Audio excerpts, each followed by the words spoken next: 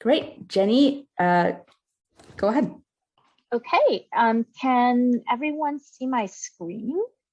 Or someone let me know if you can see my screen? Yes, we can see it. Okay, awesome. Thank you. So this was actually so at my company, one of our values is to invest in people, and we do a lot of internal trainings to help people, especially growing from individual contributors to team leads and management roles. And this one ended up being we have probably like 50 plus trainings on different topics, but this was one that was extremely sort of popular and well received by the team. I think so because of that, and it was one that actually, when I asked folks what they were interested in, a few people were interested in looking for this kind of training for their team. So I ended up creating this training for my team because it was quite in demand. And I realized when I made it that I couldn't find some obvious material, whereas topics like one-on-ones or feedback, etc., there's usually a lot of awesome material out there already. So I'm excited to share it with this community today. And feel free to stop me at any time for questions, but we'll get started. So first, just a very quick question, which is for everyone to reflect and think, what is the feeling you have right now? And just put it in chat. So here is an emotion wheel, which gives you a lot of ideas of using words beyond just happy and sad. But if everyone can just take that moment to breathe and think, how do you feel right now, today, in this moment?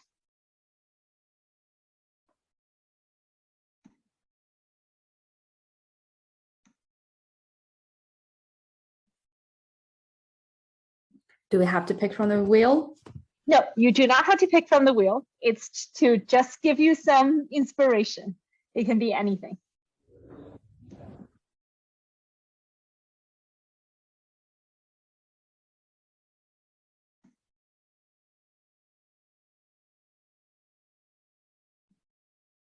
All right, amazing. I'm seeing a lot of different feelings coming through. And yes, I think several of you are highlighting more than one feeling. That's exactly right. Often you're feeling more than one thing at the same time. Excellent.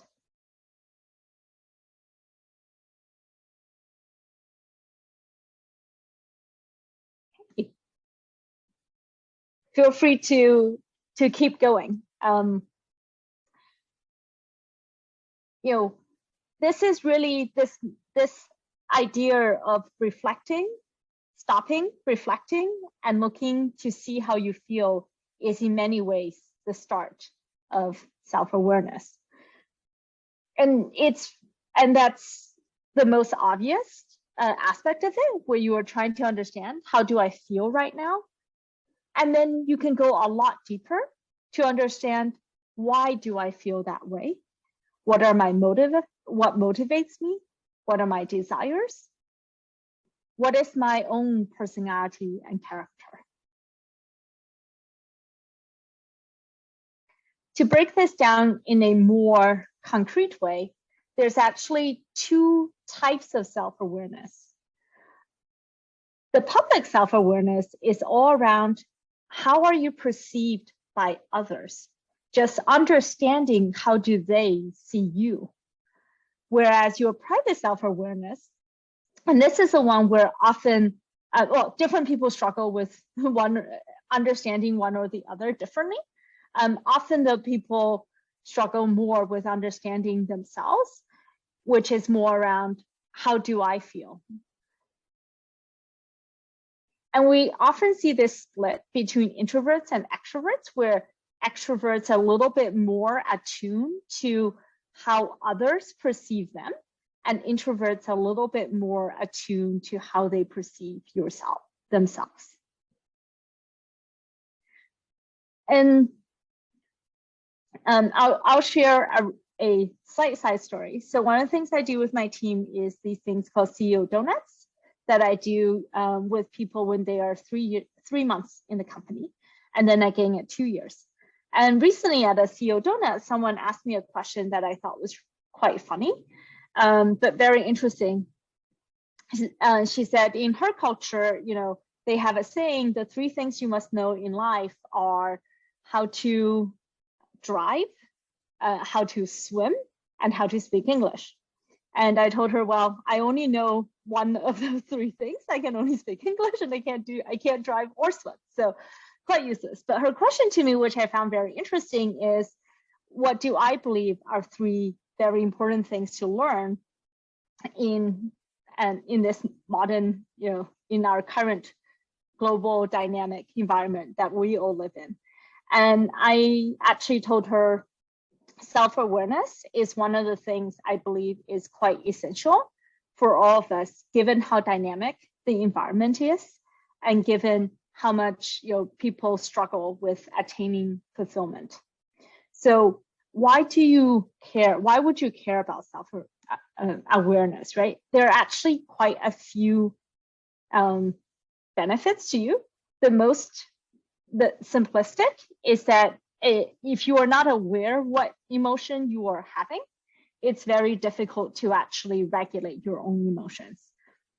And as you can understand and regulate your emotions more, this helps you build self-confidence. It decreases stress. It actually makes you feel more fulfilled. The other thing from a pure professional perspective, actually personal as well, is it helps you a lot with decision making. Understanding how others perceive you, what's important to you, will help you understand multiple perspectives and reduce your bias. And often, and last but not least, often this actually helps you then inspire your team. If you understand yourself and understand how you present yourself to your team, you can actually help a lot with inspiring your team.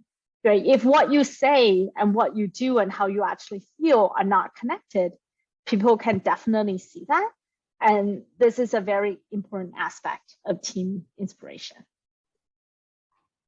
I'm going to pause here for any comments or thoughts. Catherine has a question in chat. Oh, excellent. How do we know when we have self-awareness? This is a super great question. In terms of the public self-awareness, it's a little bit easier to measure. Why? Because in terms of public self-awareness, you can actually, you'll have a view in your mind, right, on how others perceive you. You could do an anonymous peer survey or whoever you want to ask, how your customers perceive you, etc., how your team perceives you, how your peers perceive you. And then you can see how others perceive you versus how you perceive yourself. So that one is usually much, much easier to measure. In terms of the private self-awareness, it's definitely a little bit harder to measure and more elusive. I believe in that case, it's really around, do you understand not just how you feel, but why you feel the way you feel often, right? What truly drives you to get up every day and go to work? What truly drives you to achieve the things that you have achieved? And when there is that disconnect, often then, you're unhappy, right? But you don't know why. For example, I talked to a founder recently who shared that, strangely, every time after fundraising, they actually feel sad. And they had a hard time understanding why. I mean, everyone's telling them they should feel happy, they should feel proud, they should feel fulfilled, they should feel that their company went to a new milestone, but they were feeling sad. So when you have this kind of disconnect, it's a helpful sign that, hey, maybe there was something you need to understand further. Catherine, does that answer your question? It does, thank you. Although I can also relate, I think after you raise a round, there's a lot of pressure then to realize the value that you've now sold investors. So I think that particular dynamic is not uncommon. Yes, absolutely. And this is a different book, right? This is a bit more focused around, I think this is a little bit to answer the question also, how do you know? I think often there is a level of self-deception, all of us face, myself absolutely included, right? So what are some of the things that often happens, especially as we are senior and we're leaders and people may be less truthful to you about all the challenges and your shortcomings, etc. Right? It's very easy to develop these biases, and they're quite natural. So you'll often see your needs are more important than others, right? You'll try to justify your view of the world that inflates why you have these strengths and others have these weaknesses. So this is actually just a very natural instinct almost all humans have. And if you want to actually beat it, you have to kind of take much more the perspective that you're to be much more aware of how others are feeling, what value they're adding, and how do you help them to achieve.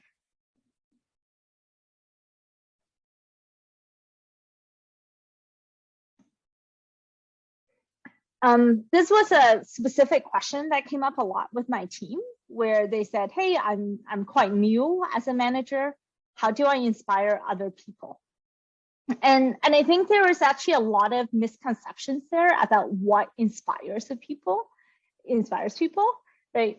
People talk of a lot, what's covered in media is often these kind of genius-like figures like Elon Musk or Steve Jobs. But really, when you look at this study of leadership, there's many, many different ways you can be inspiring as a leader. And often you're probably already inspiring as a leader today. You need to just recognize what are the aspects that are natural for you, that are already inspiring to others. I think one thing that's really interesting is, of course, there's like dozens of ways you can be inspiring, but one of the things that really came out of the research is that being centered as the most important attribute, right? This means you're remaining calm under stress, you're empathetic, you're listening, and you're present. And I think, again, if we're all reflecting right now on the dynamic environment all of us are navigating as leaders, right? And whether this means, your company is going gangbusters and demand has gone crazy, or exactly the opposite. It's a very, very difficult time, and there's a lot of uncertainty your teams are feeling right now. So this need for you to stay centered and be calm and be there for them is even more important. And we saw this really a lot in the last 2 years, whether things were going up or down. But what was definitely clear was that it's very, very dynamic, and there are great swings in both directions for most companies. This is literally the next slide. This was not planted, I swear. So how do you know that you're, first of all, the first step to self-awareness is being aware you're actually under stress.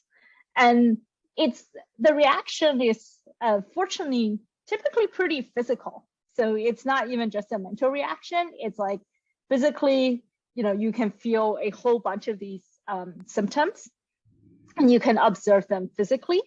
But emotionally, right, you can, this is sort of what's happening in terms of your hormones, this fight or flight response.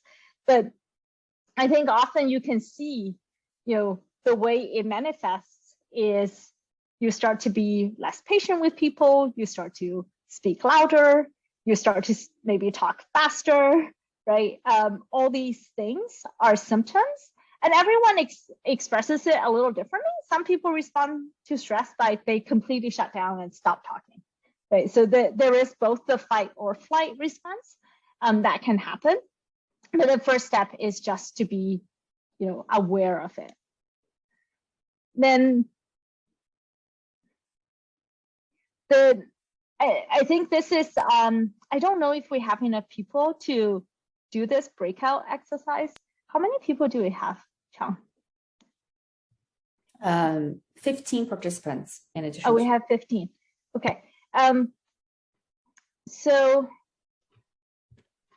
I think this is actually quite an interesting one because Chang, you also brought it up. So maybe we could try breakout rooms of 5, and we'll just spend 5 minutes and come back, where people, anyone who feels comfortable sharing can share a situation, a recent situation where they felt pretty they were pretty stressed in that situation, and think about this, and then everyone can help with ideas on what will help them in terms of the control.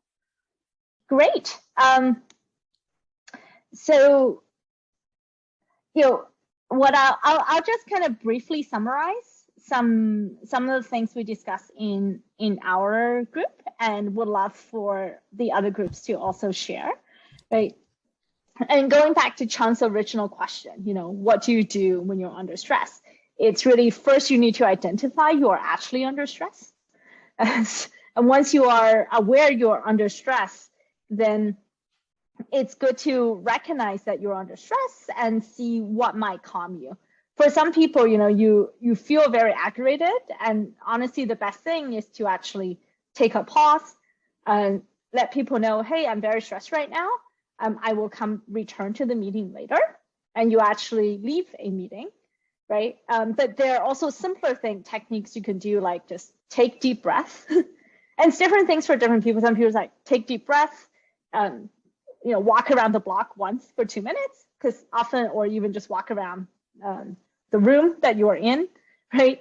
The advantage of us all having virtual meetings, it's a lot easier to just go off camera for a minute or two, right? And it's okay. You can just type, be right back, and you can be off camera for a minute or two to kind of calm yourself and recognize what is the emotional aspect of that trigger. And then from there, you can come back and then focus on, a more rational engagement of whatever the challenge or the problem is. This is a good technique to sort of diagnose, and it's just journaling, but it's a different kind of journaling than perhaps what you may have done in the past if you journal at all. I don't have this habit personally, but it is quite useful. And just thinking through to an extent of recognizing, how did you feel throughout the day? What were your energy levels throughout the day, right? What was the hardest thing that happened the day? What were the best things that happened the day? How did you respond to different things that happened to you? Would you respond differently? Kind of taking that moment to just reflect on a few things, but focusing a little bit more on not just what happened, but how did you feel about what happened? And would you do anything differently? And what is your intention, right? What is your drive? Did you feel fulfilled, etc.? Then to kind of wrap this up, I'll just share briefly, right? Often the self-awareness is even more important when you're a manager, because everything you do just has a bigger impact versus an individual contributor, right? You have significantly more impact on your team, whether it is how you look, how you think, what is your emotional state. If you're stressed, they will all feel, like if you're stressed and it shows, they will all feel it, right? What you say mean a lot more to them. And so this is the main thing is, this is why it's so important that if you have management responsibilities, why it's extra important for you to have this self-awareness. And this can go wrong in many ways. And often people are not aware of some of these things they do that aren't meant to be just causing stress to others, but do have a large impact on others. And on this topic, we don't need to do this exercise now because I want to just we can share the deck with everybody after as well. But this is a useful exercise if you're, and because it's a different thing, right? I think the way you asked the question was more around how can I have more personal self-awareness or private self-awareness? But in a way, if you're looking to have more public self-awareness, this is an exercise that you can try.